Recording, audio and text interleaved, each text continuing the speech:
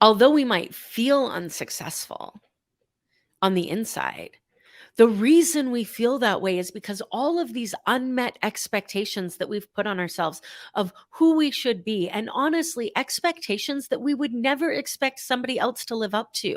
So, where does this double standard come in, and why? Why in the world do we expect ourselves to live up to a standard that we would never expect anybody else to live up to? What makes us believe that we are less human than somebody else and are less entitled to mistakes? I know there's a lot of people listening to this who make mistakes and beat themselves up and then go down this rabbit hole of self-sabotage until you something happens to snap you out of that. And my hope is that this episode is that. This episode is extremely vulnerable for me because I want to be able to come on here and say, here are the 4 steps to imposter syndrome, and here are the 6 steps to being able to set goals, and here's how you calendar every day consistently.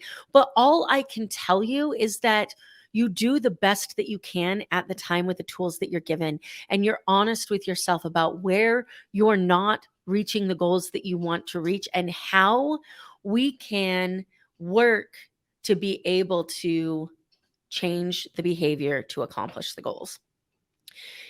Here's the really uncomfortable part. Changing the behavior to accomplish the goals can only happen when you acknowledge there's a problem. And acknowledging there's a problem requires you to acknowledge that you're human and imperfect. And that requires you to acknowledge that you don't have it all together. And that's a very uncomfortable place to be.